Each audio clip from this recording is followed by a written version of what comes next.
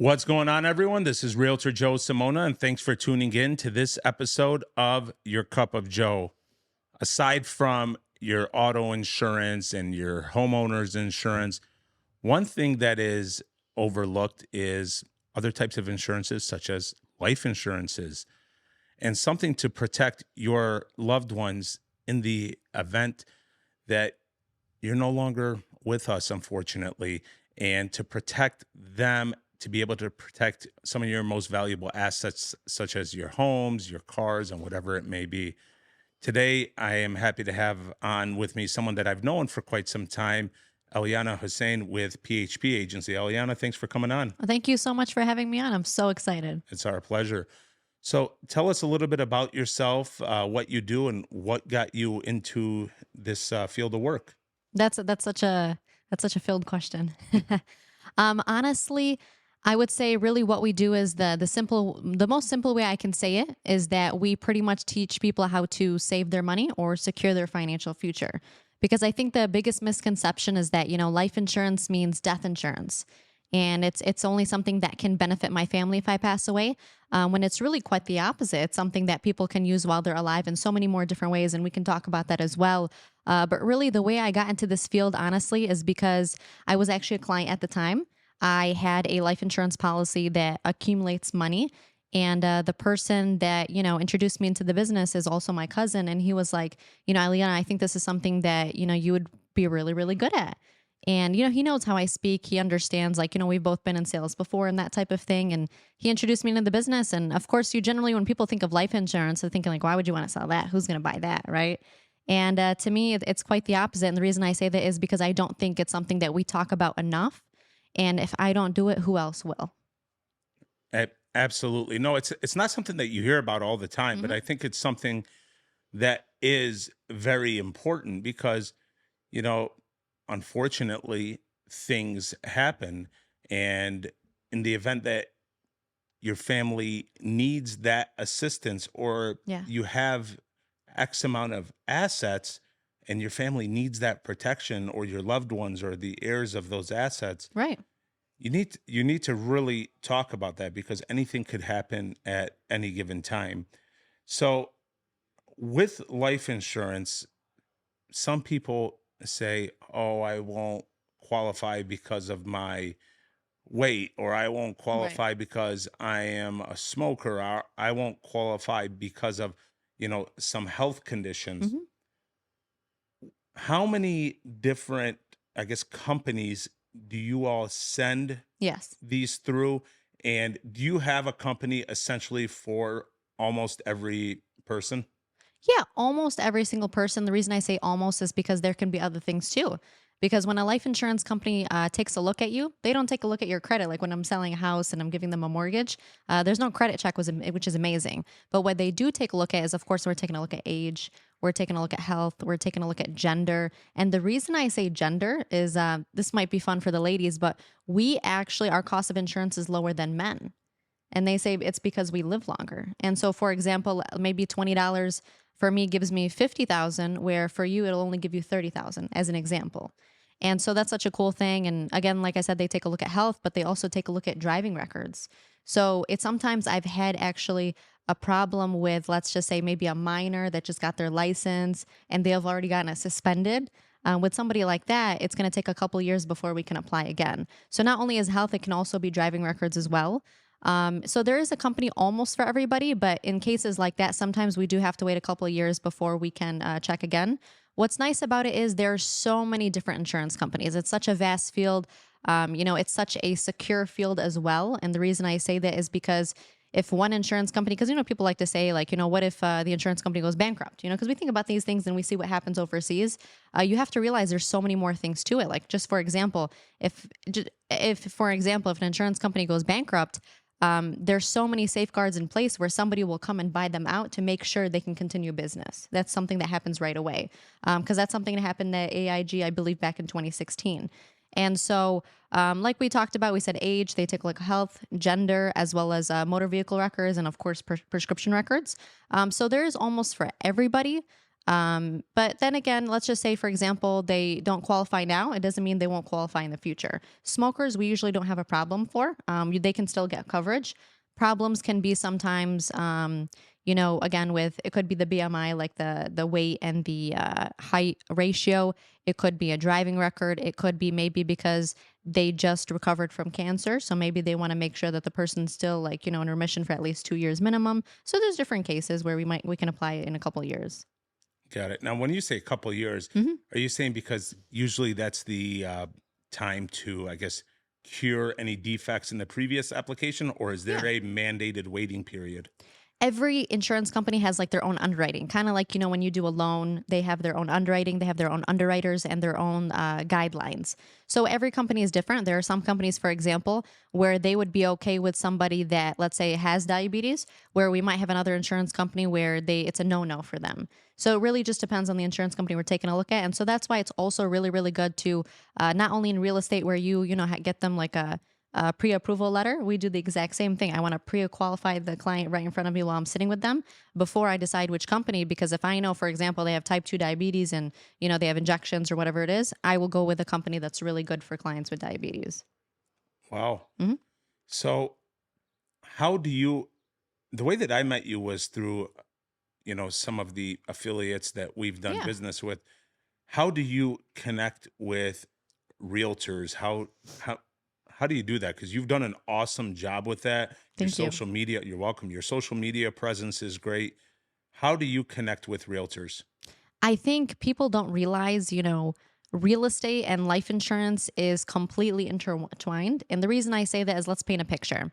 As a real estate agent, you have a lot of experience in that field. You've helped so many and hundreds of families. When you are putting a family into a home, let's say I have a mother, a father, and two children. Let's say, they're 4 or 5 years old, something young. And, you put them into a home and, God forbid something happens to the father first couple months in, and after they bought the home, what's going to happen to the mother and the children? That's something that I think about. How can we make sure they still continue staying in the home? And so what could happen is, let's just say she can't afford the mortgage payment. Let's say she hasn't been working for a couple of years because she's a housewife, which is generally that's a great thing to be. And let's say she sells the home. There's probably not enough equity in it. Depends how much she sold it for. Let's say she tries to find an apartment. Maybe she doesn't have that security deposit that they look for because they also pre-qualify their own tenants as well.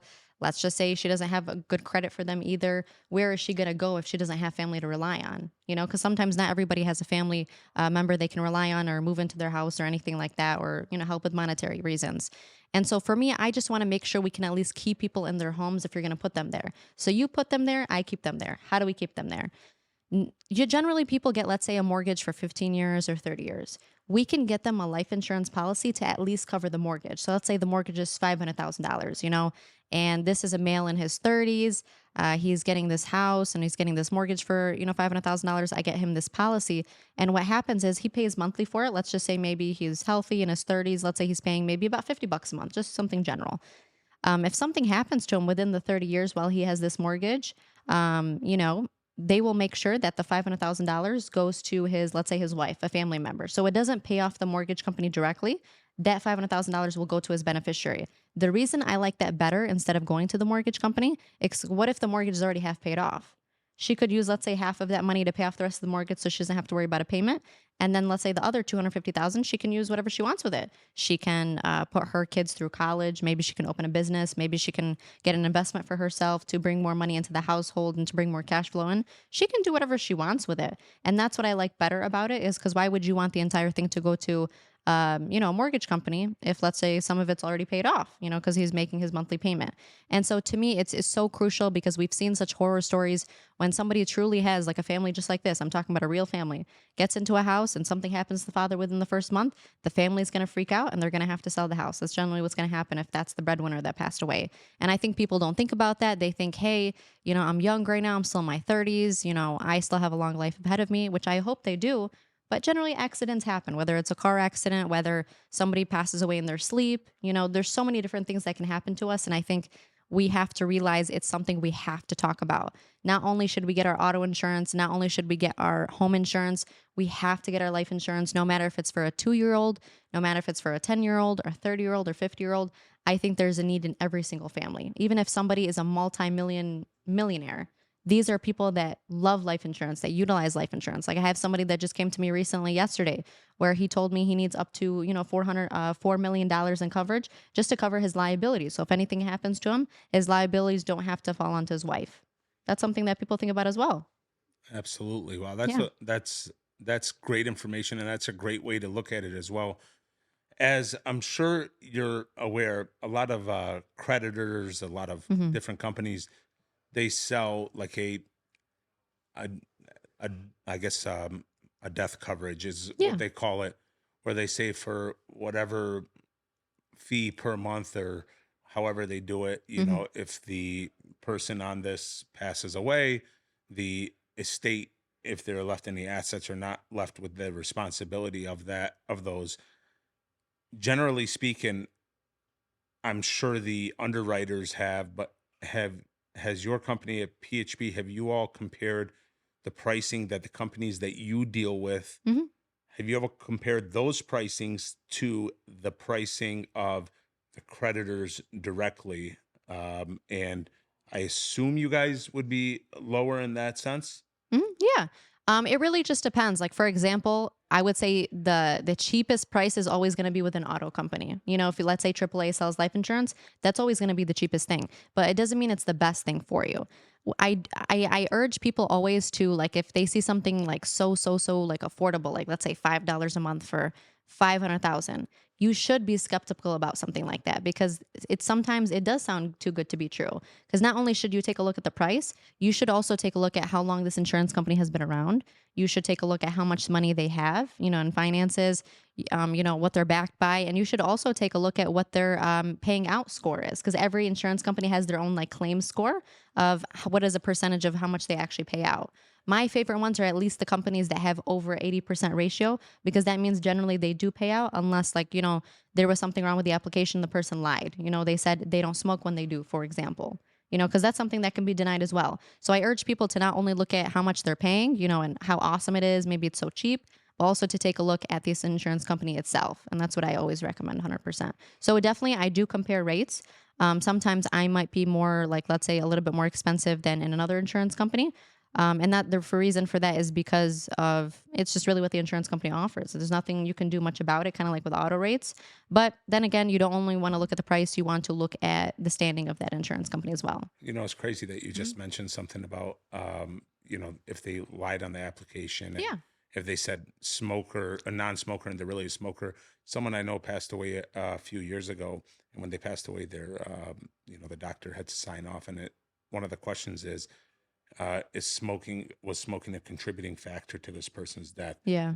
And it was marked yes, and then they had to get that corrected Hmm. because the person wasn't a smoker, was inadvertently marked as yes. Yeah. That's So happened before. I can only imagine, if that person had life insurance and if their family Hmm. made a claim and if the claim was denied and then they had to try arguing it back to them, I can only imagine what they went through there. The information you're providing is great because as realtors or as somebody who's selling somebody such an asset like a house, Yes. or providing, or a mortgage broker providing somebody with a loan, one of the things that we should be thinking about is accidents, because Hmm. accidents happen. That's what they are. And no matter what the age is, accidents happen. General Oh, were you raising, what time are we at? Hmm. 14.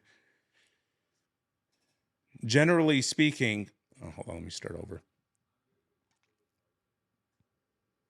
How often do you have to go get training, and is it with every company? For example, if a Hmm. client comes to you and wants to get a coverage and you've put it together, life insurance policies are not like car financing statements where you see your payment and you just, here you go, I signed it, have a good day. Hmm.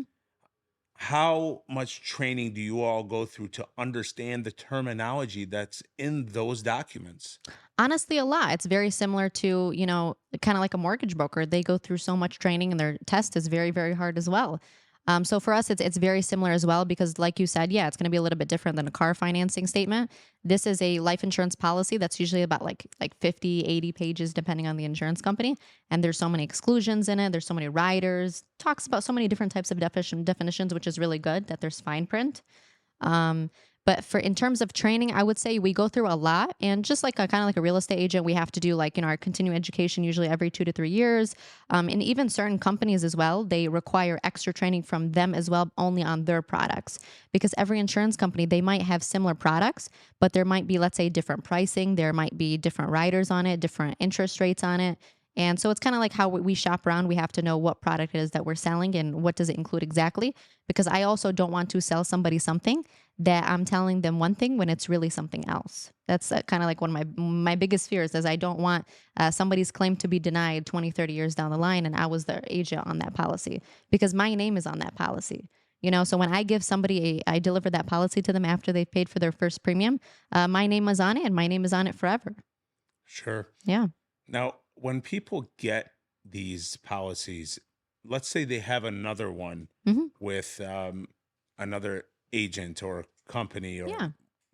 whatnot, are there are there certain policies that say that if you have another life insurance policy, for example, if you wrote one at $250,000 Hmm. and somebody else wrote one at 500,000, are there policies that say that, hey, if you have another life insurance policy that has a higher value, let me rephrase that. Hmm.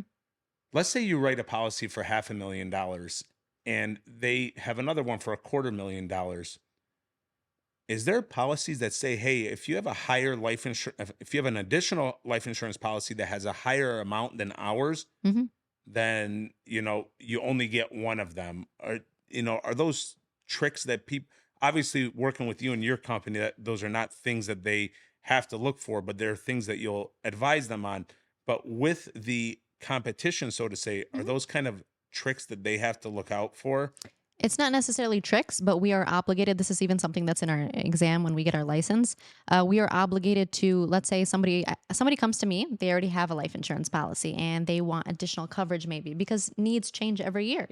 Maybe I just got a new business and I need more coverage, for liabilities. Maybe I just got married. Maybe I just have kids now and I didn't have kids 5 years ago when I got my first policy. Needs change all the time. And so let's just say somebody needs an additional $500,000, like you're saying, they already have a 250,000. We just have to tell the new company for the 500,000. I have to tell them that this person, hey, already has a policy with so and so company for this much, just so they know. Because the thing is, you can't just like let's say apply for $10 million of coverage when you don't need 10 million because then they start thinking why does this person need 10 million when they're not worth that much, when their liabilities are not that much. Does that make sense? It makes Yeah. great sense, and I They're didn't very careful with I those types of things. I did not think of that really, Hmm. but yeah, no. If the person's net worth is, $300,000 Hmm. and they have $10,000 in the bank and they don't have a business and they're a salaried employee at Hmm. $70,000 a year, they're not just and their assets are minimal. Hmm. They're not just going to give them a $10 million coverage. And Right. I think most people think, hey, I can get you see the advertisements, I can Hmm. get the coverage for this much. I can get the $10 million coverage Hmm. for, X amount of dollars. They're like, wow, that's cheap. So their $500,000 coverage must be, so much lower. Well, Right. no, it's probably higher, but because nobody qualifies for 10 the million. 10, Hmm. very minimal amount of people qualify for the 10 million. What about permanent disability? Is there insurances for that Hmm. your company offers? Yeah, of course. So all of the insurance companies we work with, any life insurance policy you get in generally with them specifically, they have something called living benefits, and it's so amazing. And what happens is when a client, let's say if they have a policy and they become sick, let's say a chronic illness, critical, terminal, let's say cancer, something along those lines, what happens is they can actually access their death benefit money early while they're still alive. So it's pretty much you're just getting early. It's not something that needs to be paid back or anything like that. To me, that's so beneficial because I'm sure we've seen like a lot of GoFundMe's for people, let's say to pay for their chemotherapy because it's very expensive and their health insurance doesn't cover everything. And so that's what's really nice about it. Depending which insurance company, there are some companies they'll will give you up to 80% of your death benefit, 90% is usually the max. But it also depends on what kind of illness it is and how long of a period it is. And is it something that's terminal? Is it something that's you're only going to be dealing with for like, a couple of years? It also goes back to those factors as well. And then they'll determine how much money to give you from that death benefit early. Wow, Hmm. that's a lot of great information, and you're always doing a great. I see the social media posts, like I mentioned before. You're always doing a great Thank job. you. You're welcome, educating not only the consumer but the people that you talk with. Also, often realtors, mortgage lenders. So the education is key. I know we all enjoy it. And you also post stuff where you're getting the education, because Hmm. without learning you can't teach, 100%. and that's great. So we'll put your information down below. You provided a lot of great information, a lot of Thank you. information that I was not made aware of, that I didn't know. So we appreciate you coming on. Thank you so much. Thank you so much, guys. And really, the biggest thing I can tell everybody is always just take a look at your family and take a look at what you can do for them. Not only take care of them now, but make sure they're taken care of when you're not here. Absolutely. Mhm. Thanks for tuning in to this episode of Your Cup of Joe. Stay tuned for the next one.